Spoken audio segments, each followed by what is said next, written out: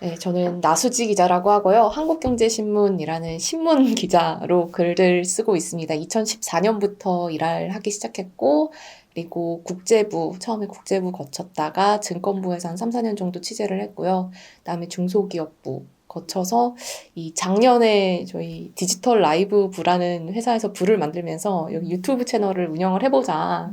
언론사에서도. 그래서 그때 이제 작년 4월에 한창 그 주식 붐이 뜨겁던 그 시점에 주코노미 TV라는 이 주식 전문 유튜브 채널을 개설을 해서 지금은 주코노미에서 좀 오글거리지만 노미라는 별명으로 좀 더 친근하게 다가가기 위해서 ETF와 관련한 영상들 그리고 또 재테크 기본 영상들 이런 영상들 콘텐츠를 제작을 하고 있습니다. 사실 기자가 되고 싶다는 생각은 있었는데 제가 경제 전공을 한 것도 아니었고 사실은 경제에 관련해서 지식이 많은 것도 아니었고 그런데 경제지 기자로 이제 입사를 하게 된 시점부터 경제 공부를 열심히 하게 된 거죠. 그래서 굉장히 운이 좋게도 기자들은 이 평소에 출입처에 가서 만나는 사람들이 다 선생님이기 때문에 예를 들어 증권부에 처음 왔을 때도 저는 주식에 대해서는 잘 몰랐거든요. 근데 아침부터 저녁까지 계속 점심을 같이 먹는 사람들, 저녁 같이 먹는 사람들이 애널리스트, 펀드 매니저 이런 분들이다 보니까 네, 그런 과정을 통해서 좀 공부를 많이 했어요, 저는. 저는 네, 특히 개인 투자자로서 당연히 저도 주식 종목도 투자를 해보고요. 또 얼마나 듣는 얘기가 많았겠어요. 점심을 먹으면서 하루에도 막 종목을 10개씩 들어요. 그럼 사고 싶은 마음이 정말 많이 생기거든요. 이분 얘기 들으면, 이분 정말 제야의 고수, 뭐, 어깨 알아주는 분, 막 투자를 하고 싶은 생각이 들고, 그리고 실제로 이제 투자를 해서 뭐 좋은 결과도 있었지만 나쁜 결과도 있었어요. 왜냐면, 옆에서 이 사람의 뷰를 잠깐 들었지만 제가 이거에 대해서 깊이 공부가 안 되어 있으면 시장이라는 건 항상 그러니까 주가는 뭐 이분이 사라고 한다고 해서 바로 올라가진 않을 거잖아요. 뭐 이렇게 떨어질 때도 있고 그러다가 이제 결국 올라가는 뭐 그림일 수 있는데 종목에 따라서. 그럼 저는 요 떨어지는 구간을 참지를 못 하겠는 거예요. 왜냐면 내가 공부가 안 돼 있고 내가 생각을 해서 골라낸 종목이 아니기 때문에 이 사람 틀렸나 봐. 팔게 되거든요. 그리고 한 번 잘 됐다고 해도 그러니까 그 사람이 옆에서 저한테 계속 이 업데이트되는 뷰를 새롭게 얘기를 해주고 옆에서 그럼 지금 샀다가 지금 팔았다가를 계속 코칭해 줄 수는 없잖아요. 그러다 보니까 한 번 성공했다고 해서 그게 성공이 아니고 좋은 경험들은 아니었던 것 같아요. 그러다 보니까 저는 그러면 내가 이렇게 종목을 하나하나 다 공부를 할 수 없으니까 어떻게 하면 좋을까를 고민하다가 찾게 된 게 이제 패시브 투자법인데요. 이 패시브 투자법은 시장 전체는 우상향한다라는 게 이제 전제에 깔고 들어가는 거죠. 그러니까 과거에도 그랬고 이 자본주의에서 기업들이 이익을 추구하려는 기업들이 정말 열심히 돈을 벌어서 계속 성장해 나가는 모습을 보여줄 것이다. 라는 믿음을 전제에 깔고 그렇다면 나는 여기서 어떤 게 성장할지를 내가 골라낼 수 있는 능력이 부족하다면 차라리 전체를 다 사면 전체는 성장하는 그림이겠지. 그래서 나는 오랫동안 이 시장 전체에 투자를 한다. 라고 하는 게 이제 패시브 투자의 기본 철학이고 저도 그런 식으로 투자를 해 나가고 있습니다. 저는 그때 이제 사고 나니까 제 포트폴리오 자체가 ETF가 돼 있더라고요. 그만큼 너무 많은 종목이 들어가 있는 거예요.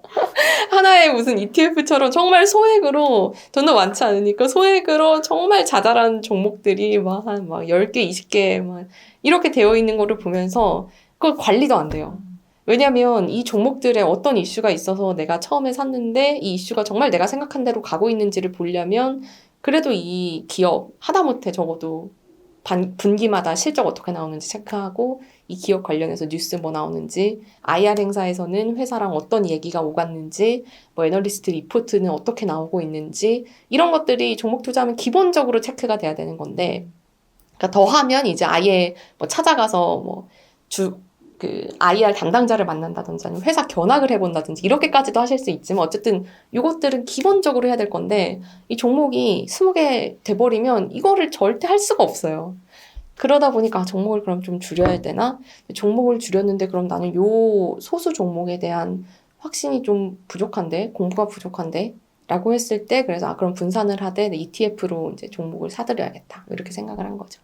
우리는 주식하면 뭐 삼성전자, SK 하이닉스, 뭐 이런 개별 기업을 사는 거를 생각을 하시겠지만, 이 ETF는 이런 기업의 주식을 주머니로 하나 묶은 거라고 생각을 하시면 돼요. 이 주머니마다 컨셉이 굉장히 다양한 거죠. 예를 들면 뭐 코스피 200, 그러니까 유가증권 시장에 상장한 상위 대형 200 종목을 합친 주머니.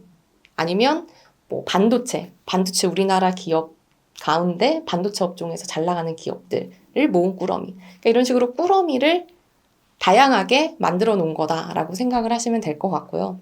근데 이렇게 꾸러미를 만들었을 때 가장 좋은 장점은 내가 패시브 투자를 하고 싶은데 그럼 개인이 200개 종목을 다 사서 포트폴리오를 꾸리는 거는 사실상 불가능이잖아요. 한 주당 가격도 굉장히 높은 주식들도 있고 그리고 그거를 비중을 맞춰서 투자한다는 건 사실상 거의 불가능인데 이 ETF는 자산운용사가 이 꾸러미를 이렇게 크게 만든 다음에 요거를 개인들도 살 수 있도록 잘게 잘라서 주식으로 만들어 놓은 거예요. 그럼 나는 10,000원짜리, 뭐 20,000원짜리 주당 가격을 가진 코스피 200 ETF를 샀다라고 하면 20,000원으로 200개 종목을 다 살 수 있는 것이거든요. 그러니까 소액으로도 200개 종목에 분산 투자를 할 수 있다라는 게 이제 첫 번째 장점이 될 것 같고, 그리고 그렇게 하다 보니까 주식뿐만 아니라 그러면 이 주머니에다가 주식 말고 다른 걸 넣으면 어때? 뭐 금을 넣으면 어때? 아니면 부동산을 넣으면 어때? 아니면 뭐 채권을 넣으면 어때? 이런 것들도 이제 생겨나기 시작을 한 거죠. 근데 그러다 보면 사실 원래 금은 개인이 투자를 하는 게 정말 쉽지 않아요. 뭐 부자들은 그 집안에 금고도 있고 뭐 그거를 주기적으로 관리도 할 수 있고 뭐 하겠지만 사실은 금 실물을 보관하는 거는 개인 투자자한테 굉장히 어려운 일이고 또 채권도 마찬가지죠. 채권 시장에서 개인이 투자를 하는 건 굉장히 어려운데 ETF는 이게 주식이랑 똑같이 거래가 되다 보니까 채권도 그럼 주식시장에서 사고 팔고 금도 사고 팔고 뭐 원유도 사고 팔고 이런 식으로 굉장히 개인 투자자들이 그동안은 접근하기 어려웠던 상품들을 주식처럼 쉽게 사고 팔 수 있는 이런 장점도 하나 더 더해진 거죠.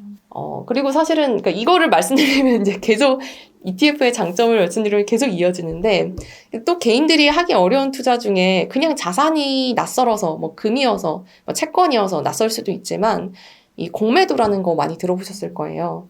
그러니까 공매도는 보통 주식은 내가 사서 오르면 수익이 나는 건데 공매도는 주식을 사서 이게 떨어지면 수익이 나는 거거든요. 근데 개인 투자자들은 이런 공매도를 물론 지금은 문을 조금 넓혀줬다고는 하지만 이 공매도를 하는 게 굉장히 쉽지 않은 일이어서 그 문턱이 굉장히 높은데 이 ETF 중에서는 이런 게 있어요. 시장이 오를 때 수익이 나는 상품도 있지만 시장이 떨어질 때 수익을 나도록 만들어 놓은 ETF가 있거든요. 그걸 인버스 ETF라고 하는데 뭐 코스피 200 인버스 ETF다라고 하면 코스피 200 지수가 1% 떨어졌을 때 나는 1% 수익을 내는 이런 구조거든요. 그러니까 공매도랑 사실은 그 메커니즘이 똑같은 거죠. 그러다 보니까 개인들이 하기 어려운 이런 공매도 투자 같은 것들도 ETF 투자를 하면 조금 더 활용해 볼 수 있는 방법이 있다는 거가 개인들한테 또 장점이 될 것 같습니다. 그러니까 ETF가 보통 이 주식 펀드의 중간이라고 생각하시면 돼요. 그러니까 우리는 주식은 한 개의 종목에 투자하고 펀드는 다양한 종목에 투자하잖아요. 근데 ETF도 이 점은 펀드와 굉장히 비슷합니다. 여러 가지 종목에 투자한다라는 점에서 비슷하고요. 근데 다만 펀드는 주식시장에서 살 수는 없잖아요. 우리가 은행에 가서 가입한다든지 뭐 증권사 가서 가입한다든지 이런 식으로 가입 절차가 있고 그리고 가입을 하면 한 이틀 정도 뒤에 가격으로 가입을 하게 되고 또 팔 때도 마찬가지 뭐 적어도 이틀 뒤에 가격으로 내가 팔게 되는데 그러니까 시점이 약간 차이가 있는 거죠. 그런데 ETF는 펀드처럼 종목은 여러 가지에 투자를 할 수 있으면서도 이게 주식시장에 상장돼 있어서 주식처럼 실시간으로 팔 수가 있어서 그냥 내가 그거 주식 샀다. 그럼 그때부터 이제 투자 시작. 팔았다. 그럼 그때 이제 투자 끝. 이런 식으로 실시간으로 매매할 수 있다라는 점이 또 하나 장점이고요. 그리고 이제 펀드는 전문가들이 내가 좋다고 생각하는 종목을 골라주기 때문에 그 안에 전문가들은 내가 생각하는 이 포트폴리오를 공개하는 거를 굉장히 당연히 꺼려하겠죠. 왜냐면 내가 정말 노력해서 이 모은 기업과 비중들인데 그래서 공개하는 것을 뭐 한 달 뒤, 뭐 석 달 뒤 이렇게 하기도 하는데 그게 이제 룰인데 ETF는 실시간으로 어떤 종목을 담고 있는지 기계적으로 들어가는 거라서 실시간으로 내가 내 돈이 어디에 투자되고 있다라는 점을 확인하실 수 있다는 점, 그런 점도 장점이 될 것 같습니다. 뭐 예를 들면 이런 것들이 있어요. 그러니까 나는 여기까지 들었는데 나는 ETF 별론 것 같아. 개별 종목 고르는 게 사실은 공부하는 재미가 있거든요. 그 개별 기업의 사업 모델이라든지 이런 걸 나는 열심히 공부를 하고 정말 투자에 나는 정말 많은 시간을 쏟을 수 있다. 그래서 개별 종목을 투자하겠다라고 하는 분들도 사실은 ETF를 활용해 보실 수 있는 방법이 있어요. 뭐냐면 요새 예를 들어 뭐 메타버스가 핫하다라고 하는데 그럼 메타버스 개념에 대한 거 공부 오케이 했어. 근데 문제는 그럼 내가 개별 기업 투자를 하고 싶은데 메타버스 관련 기업이 어디가 있지? 이걸 알기가 개인 투자자들이 하나하나 서치하기가 굉장히 쉽지 않단 말이죠. 근데 그럴 때 이미 ETF 운용사에서 메타버스 ETF를 내놓은 게 있다라고 하시면 ETF의 가장 큰 특징은 이 펀드인데 그 안에 어떤 종목을 담고 있는지 하루 단위로 계속 볼 수가 있거든요. 그러니까 누구나 이 ETF에 어떤 종목이 어떤 비중으로 담겨 있는지를 다 볼 수 있어요. 투자자가 아니라고 하더라도. 그러면 메타버스 ETF 상장해 있는 ETF를 찾아가지고 거기에 어떤 종목이 들어가 있는지를 보시면 자산운용사라는 어떤 전문가들이 이런 주식들이 메타버스와 관련한 기업들이구나 라는 걸 이미 찾아놨잖아요. 그럼 나는 거기서 이제 하나하나씩 기업 공부를 해가면서 이거 좋은 것 같아. 뭐 이런 식으로 하나씩 기업을 픽하실 수가 있겠죠. 좀 그런 식으로 ETF를 활용해 보시는 것도 좋은 방법이 될 것 같아요. 주식을 다 많이 예를 들어 삼성전자를 가지고 있다라고 예를 들면요. 우리는 나 반도체가 좋아 보여서 나 삼성전자 샀어. 아니면 핸드폰도 잘할 것 같고 뭐 해가지고 삼성전자를 샀는데 우리도 모르는 사이에 굉장히 많은 선택을 한 거예요. 첫 번째는 뭐냐면 나는 왜 주식을 사야 되지? 채권도 있고 부동산도 있고 아니면 현금으로 가지고 있을 수도 있는데 왜 나는 주식을 살까에 대한 질문을 첫 번째 나는 그거에 대한 근거가 있어야 되고요. 두 번째는 주식 오케이 사기로 했어. 그런데 미국도 아닌 일본도 아닌 아니면 다른 신흥국 베트남도 아닌 왜 한국에서 주식을 사야 되지? 요거에 대한 선택이 또 하나 있는 거죠. 그러니까 삼성전자를 샀다는 건 나는 한국에서 사기를 했다는 거예요. 그리고 세 번째는 삼성전자는 반도체 업종에 속해 있잖아요. 그래서 한국에 투자하기로 했어. 오케이. 그럼 굉장히 다양한 많은 업종과 섹터가 있는데 그중에서 나는 왜 반도체에 투자를 하지? 요 선택이 하나 또 들어가 있는 거고요. 또 반도체 중에서도 다양한 기업들이 있는데 왜 나는 SK 하이닉스 아니면 무슨 다른 소재, 장비, 부품주가 아니라 삼성전자를 택했지? 요거에 대한 질문이 다 하나의 선택 안에 녹아 있는 거거든요. 근데 생각을 해보시면 요 선택에 대한 모든 답을 내가 가지고 있어야 성공적인 투자가 가능해요. 왜냐면 나 그럼 한국이 아니라 예를 들어 시장이 떨어져요. 내가 미국이 아니라 왜 한국에 투자해야 되지? 라는 질문을 안 가지고 있다면 막 시장이 떨어져요. 그럼 그때 불안한 거예요. 내가 왜 한국에 투자했지? 모르면 떨어지는 이유도 모르고 내가 그때 미국을 했어야 되나? 불안해요. 견딜 수 없어요. 불안한 마음이 더 커지거든요. 그러니까 그렇게 되다 보면 쉽사리 팔게 되고 아니면 쉽사리 혹시 내가 못 샀는데 더 오를까 막 더 사게 되고 이런 식으로 성공적인 투자를 이어나갈 수가 없게 되는 건데 그러면 우리는 요거 5가지 질문을 다 대답해야 되는 종목 투자 말고 하나하나 지워나가 보자는 거죠. 예를 들어서 나는 첫 번째 질문까지는 오케이. 난 주식은 해야 될 것 같아. 지금 너무 저금리 시대고 이거 쥐고만 있어서는 안 될 것 같아. 주식은 해야 될 것 같아. 근데 왜 한국인지는 모르겠어. 라고 하면 ETF 중에는 전 세계 주식시장에 투자하는 ETF가 있어요. 그럼 그걸 사시면 되겠죠. 그런데 그건 좀 너무 그래. 신흥국도 있고 선진국도 있고 다양하니까 나는 한국이 오를지는 모르겠는데 그래도 이제 금리를 올린다고 하고 그럼 신흥국들이 막 좋아질 것 같아. 원자재 가격도 막 올라가고 있고 하니까 신흥국이 좋아질 것 같아. 그럼 신흥국만 투자할 수 있는 ETF가 있어요. 근데 여기서 조금 더 나는 공부를 했더니 신흥국 중에서도 한국이 좋은 것 같아. 라고 했으면 그 공부의 깊이의 정도에 따라서 선택할 수 있는 ETF들이 각각 다 마련이 돼 있다는 거죠. 그러니까 종목은 6가지를 다 대답을 하셔야지 이 종목을 투자를 해서 성공적으로 내가 투자를 이끌어 갈 수 있는 것이고 ETF는 6가지 단계가 있다고 하면 내가 대답할 수 있는 질문에 대해서만 투자를 이어나갈 수 있는 도구가 마련이 돼 있다는 거죠. 저는 그래서 좀 알고 하는 투자가 말은 쉽지만 사실은 알고 하기가 정말 어렵거든요.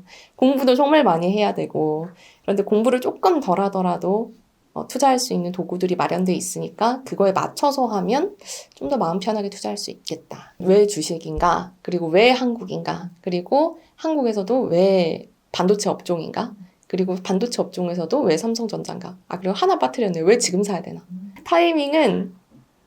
타이밍도 뭐 지금이 저점인 것 같아 라고 이제 맞춰서 들어갈 수 있겠죠. 하지만 그걸 맞추는 게 사실은 정말 쉽지 않기 때문에 그 타이밍의 분산을 시키시는 것도 굉장히 중요한 것 같아요. 내가 지금 100만 원이 있다 라고 하면 이 100만 원을 지금 다 넣는 게 아니라 한 달에 나눠가지고 뭐 10번 혹은 5번 매매를 하겠다. 혹은 그냥 기계적으로 뭐 며칠마다 매수를 하는 게 아니라 이 주식이 뭐 5% 떨어졌을 때 나는 그럼 원래 100을 투자했으면 5% 떨어졌을 때 150을 넣고 뭐 10% 떨어졌을 때 200을 넣고 이런 식으로 조금 타이밍을 분산해서 들어가는 것도 중요할 것 같아요.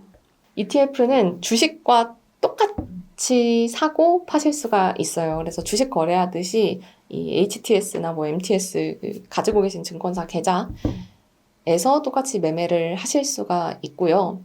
ETF가 처음이다라고 하시면 시장 전체에 투자하는 ETF에 관심을 가져보시는 것도 좋을 것 같고 아니면 이런 식으로 접근해 보실 수 있을 것 같아요. 내가 요즘 보니까 코로나 때문에 사람들이 명품을 많이 사네.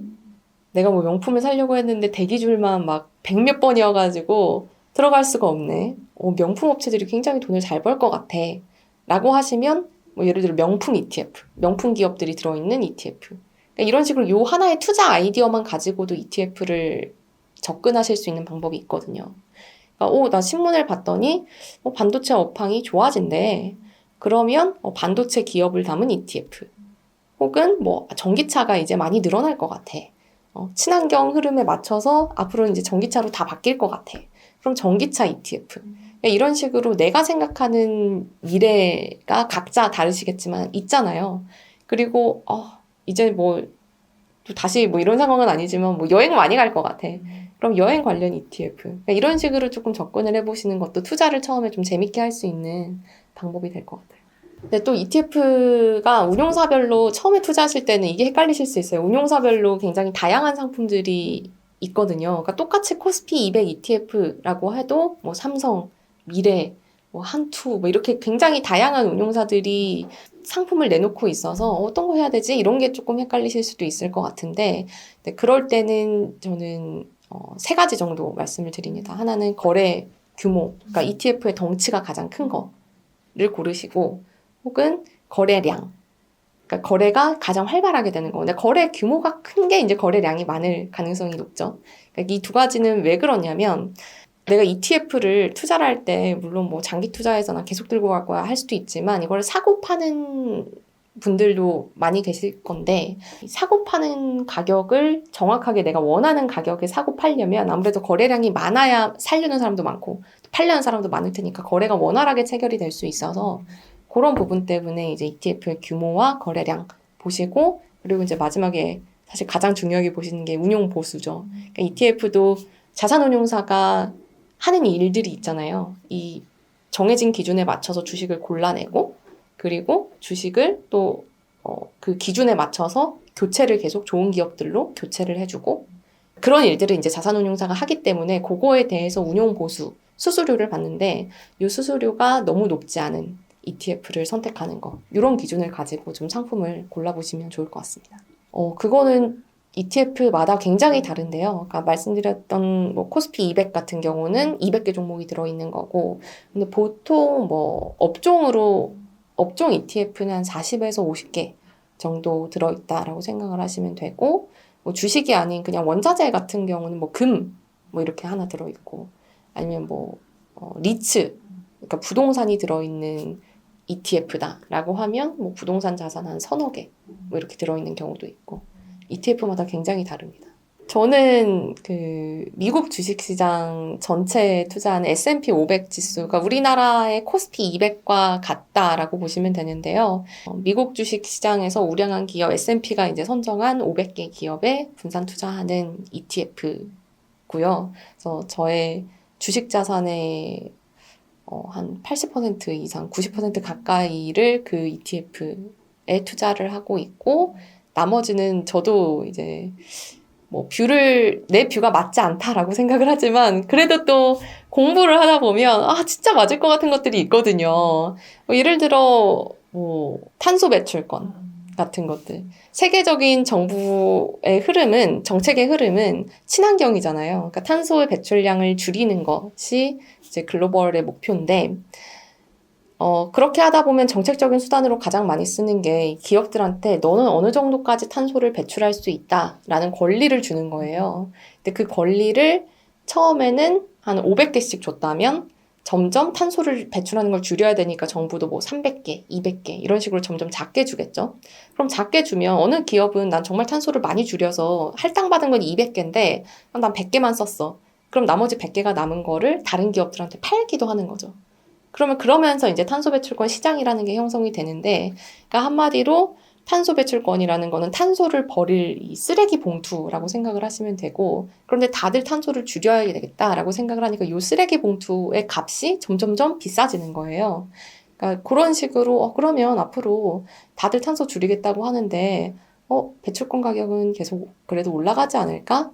그리고 탄소를 저감하려는 기술의 비용이 지금 비싼 상태니까 배출권 가격이 좀 상승할 가능성이 있지 않을까라는 생각을 하게 되면 탄소 배출권 ETF라는 것도 있고, 그래서 그런 식으로 주식시장, 미국 주식시장 전반에 투자하는 ETF를 메인으로 가져가되 조금 이런 식으로 제가 좀 공부하면서 좋은 것들을 사이드로 투자를 하고 있습니다.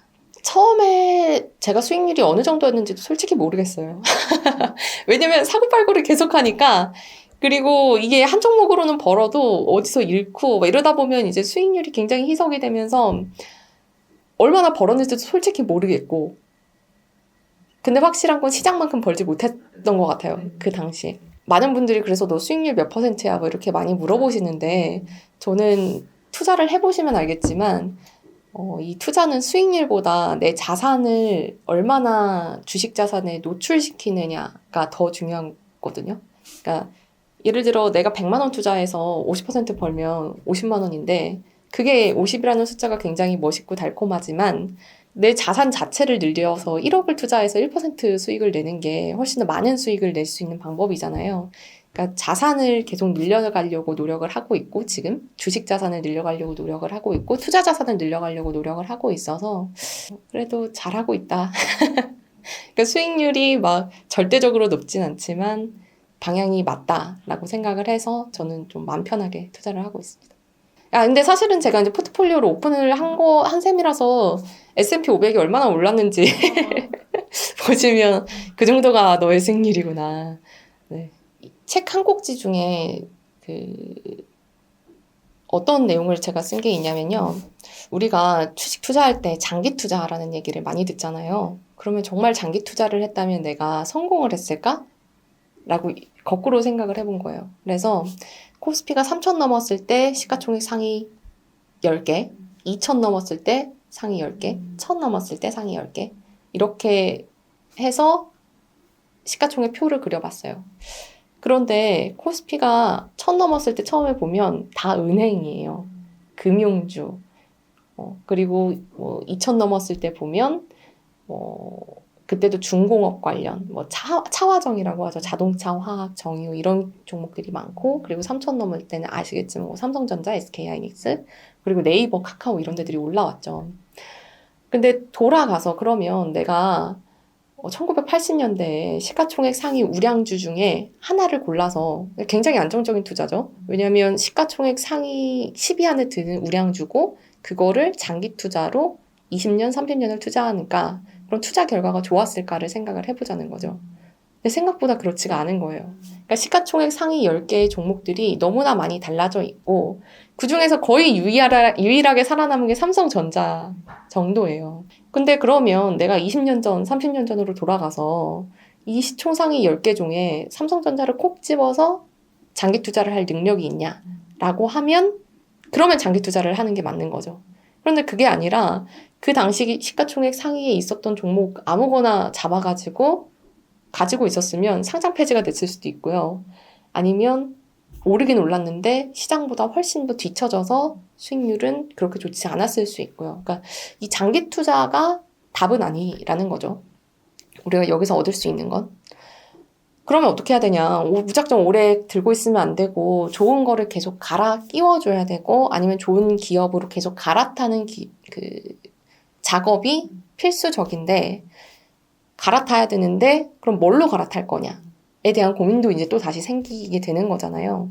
근데 그럴 때 그러면 시장 전체에 차라리 투자를 했으면 코스피 200개 상위 종목은 계속 바뀌는 거잖아요. 혹은 뭐 코스피 시가총액 상위 10개 종목은 계속 바뀌는데 이 바뀌는 대로 ETF를 들고 있었으면 그냥 나는 가만히 장기 투자를 해도 이 안에서 종목이 알아서 교체가 되기 때문에 나는 계속 좋은 기업들을 내 포트폴리오에 가지고 갈 수밖에 없게 되는 거예요. 그러니까 나는 그냥 한 종목을 가지고 있다고 생각을 하지만 그러니까 그런 면에서 봤을 때 그러면 장기 투자해야 되는 건 맞는데 그렇다고 종목으로 장기 투자하는 것은 항상 답은 아닐 수 있다. 그러면 시장 전체에 투자를 해서 계속 좋은 기업들은 생겨날 테니까 좋은 기업들만 계속 가져갈 수 있는 방법을 찾자. 그렇게 생각을 하면서 이제 시장 전체에 투자하는 ETF를 계속 가지고 있자라고 생각을 하게 된 거죠. 최적이라고 하기는 좀 그렇고요. 사실은 ETF는 운용 규모가 크면 클수록 사실은 좋다라고 생각을 하시면 됩니다. 그러니까 펀드랑 조금 달라요. 펀드는 이게 매니저가 내가 좋아하는 종목을 사고 파는 거라서 너무 덩치가 큰 펀드면 이게 또 쉽사리 자금을 막 움직이기가 쉽지 않거든요. 그러다 보니까 수익률이 좀 떨어지는 경우도 있는데 ETF는 그냥 처음에 정해진 룰, 예를 들어 난 코스피 200 아니면 뭐 전기차 그러면 전기차 그대로 이제 또 룰이 있어요. 그 안에 세부적으로 보면 뭐 시가총액대로 뭐 넣는다. 전기차라는 뭐 사업 보고서에 뭐 말이 몇 번 들어간 거. 그래서 그 중에서 시가총액 비중대로 또 조절하고. 뭐 이런 식으로 이제 룰이 굉장히 정해져 있는 거라 이 어떤 펀드 매니저의 개입이 없기 때문에 규모가 크다고 해서 뭐 수익률이 저하되거나 이런 우려가 없거든요. 그래서 ETF는 사실 크면 클수록 좋다라고 보시면 되고, 그러면 최소 어느 정도는 돼야 되냐라고 생각을 해보면 ETF도 주식처럼 상장 폐지가 될 수 있어요. 그러니까 너무 규모가 작게 오래 유지가 되면 그걸 이제 상장 폐지를 하는데 그 기준이 50억 정도거든요. 시가총액 50억. 그러면 이게 한 적어도 100억 정도 되는 ETF를 사야 떨어져도 한 50억 미만으로 안 떨어지겠죠. 네. 그렇게 생각하시면 될 것 같습니다. 100억. 종목은 하루에도 5%, 10% 오르기도 하고 떨어지기도 하고, 그러니까 이 종목이 잘 됐을 때 성과랑 비교하면 당연히 시장 전체에 투자했을 땐 시장이 뭐 5% 오르는 날은 정말 역사에 몇 번 없잖아요. 그러니까 작겠지만 전체 투자 기간을 결과적으로 놓고 봤을 때 어떤 것이 더 수익률이 높을까? 를 한번 생각을 해보셔야 될 것 같고요. 그러니까 아마 작년 4월 뭐 이렇게 투자를 만약에 시작하셨다라고 하면 한 1년 정도 투자를 하셨을 텐데 내가 그 종목으로 몇 개 막 2배도 벌고 이런 거 말고 전체 포트폴리오 수익이 어땠는지를 한번 점검을 해보시고 근데 그 수익이 시장이 오른 것보다도 적다라고 하면 차라리 나는 시장을 전체를 택하는 게 낫지 않았을까라는 점도 한 번은 고민을 해봐야 된다는 거죠. 그러니까 어떻게 보면 재미는 없을 수 있어요. 막 움직이지 않으니까. 근데 재미가 없다는 거의 반대말은 뭐냐면 그 재미를 느끼기 위해서 정말 잠 못 드는 나날들이 분명히 있으셨을 거라고 생각을 해요. 왜냐면 오를 땐 기분이 좋지만 떨어졌을 때는 내 돈이 지금 언제 다시 올라갈지도 모르는 또 떨어지면 계속 떨어질 것 같거든요. 그 떨어지는 그런 고통을 견뎌냈어야 하는데 그러니까 그걸 뒤집으면 패시브 투자는 재미는 없지만 잠은 잘 잘 수 있는 거죠. 네. 그렇게 생각하시면 될 것 같습니다. 그건 뭐냐면 내가 이 코스피 200을 예로 들면 난 딱 봐도 사고 싶지 않은 종목이 있어. 그런데 나는 이거를 한꺼번에 내가 왜 사야 하지? 그러니까 나는 이게 오를 거라고 생각을 하고 확신을 가진 것들이 있는데 그거에만 투자를 하면 되지. 한 개별 기업에만 투자를 하면 되지. 그러면 수익이 더 높을 텐데. 왜냐면 나는 확신을 가지고 있으니까. 더 높을 텐데 내가 왜 굳이 이 찌꺼기까지 가져가야 되냐. 이런 게 이제 ETF를 투자하는 반대 논리가 될 수 있을 것 같은데요. 그러니까 그 맞는 말이에요. 사실 모두가 ETF 투자를 해야 된다고 생각하지 않아요. 내가 정말 잘 아는 기업이 있다면 그 기업으로 접근을 하셔도 좋고, 또 정말 주식시장 투자 경험이 오래된 분이라면 종목을 골라내서 투자를 하는 게 훨씬 더 뭐랄까요, 수익도 높고 자율도도 높다고 해야 될까요? 그러니까 그럴 수 있겠지만 그 일반적인 우리가 직장을 다니면서 투자도 병행해야 하는 뭐 직장인이라면 이 개별 종목의 뉴스를 매번 팔로우업하고 앞으로 전망도 듣고 뭐 애널리스트들은 어떻게 보는지 수집도 하고 이런 과정들이 굉장히 쉽지 않거든요. 그러니까 이 쭉정이와 알맹이를 구분해내는 것 자체가 사실은 굉장한 일이에요. 나의 판단이 필요하고, 근데 판단하려면 공부가 필요하고, 그러니까 조금 더 공부하는 양을 줄이더라도, 그러니까 일단 아예 그냥 쭉정이와 뭐 옥석을 가리지 말자는 거죠. 일단 다 사면 옥은 어차피 그 안에 섞여 있게 되니까. 그리고 판단이 부족하면 예를 들어 이제 골라야 될 때 옥을 고를 수도 있지만 이 찌꺼기를 고를 수도 있잖아요. 그러니까 잘하는 분들은 야 나는 딱 봐도 찌꺼기니까 이거 안 사. 라고 할 수 있지만 우리들은 찌꺼기도 빛나 보이는 순간들이 가끔 있을 수 있단 말이죠. 그러니까 그런 위험이 없이 그냥 다 사버리자. 그럼 어쨌든 그 안에 좋은 건 들어있겠지. 이렇게 생각을 할 수 있는 거죠. 우리 투자 전문가라고 하는 게 사실은 펀드 매니저잖아요. 우리가 생각하는. 근데 어떤 조사를 보셔도요. 의외로 이 펀드 매니저 무슨 불신을 조장하는 게 아니라 1, 2년 잘하는 펀드 매니저는 있어요. 그런데 시장에서도 그 성과를 좋게 낸 펀드 매니저가 꾸준히 계속 성과를 내는 사람들은 정말 극소수에 불과해요. 한 10년을 놓고 봤을 때 계속 수익을 내는, 그러니까 시장을 이긴 펀드 매니저의 비율은 5%도 되지 않아요. 미국을 봐도 그렇고 한국 통계를 봐도 그렇고요. 근데 그렇게 생각하면 펀드 매니저들도 그럴진데 그들의 말을 듣고 그들을 통해서 공부를 하는 나는 상위 5%가 될 확률이 얼마나 있을까를 생각을 하는 거죠. 내가 상위 5%에 들 수 있다라고 생각하면 그냥 종목을 골라서 하면 되겠지만 그렇지 않고 내가 95%에 속할 것 같다. 아무리 공부를 열심히 해도 전문가 집단의 중간도 어쨌든 중간 가는 것도 엄청 대단한 건데 그 정도가 안 될 것 같다고 생각하면 맘 편하게 시장 전체에 투자하는 게 좋다는 거죠. 네. 그래서 사실은 이런 얘기를 하는 분들 중에 요 얘기 많이 들어보셨을 거예요. 워런 버핏. 투자의 대가 워런 버핏이 내가 죽을 때 나는 유언장에 이 S&P 500 ETF에 투자하라라고 적겠다 이렇게 얘기를 했거든요. 근데 그러면 그렇게 패시브 투자가 좋으면 워런 버핏이 지금 뭐 가지고 있는 애플 주식 팔고 다 S&P 500 하면 되지 이렇게 생각할 수도 있는데, 그러니까 워런 버핏은 본인이 상위 5%의 투자자다라는 확신이 가지고 있는 거죠. 그러니까 나는 항상 종목을 교체하고 액티브하게 종목을 관리하는데, 그런데 내가 보니 아내나 뭐 아들, 딸들은 그렇지 않을 것 같으니 그냥 시장 전체에 투자해라. S&P 500에 투자하라. 라고 이제 유언을 남기겠다고 얘기를 했거든요. 그러니까 그런 면에서 좀 생각을 해보시면 될 것 같아요. 그렇게 정말 똑똑하고 공부 많이 하고 그리고 항상 그게 업이잖아요.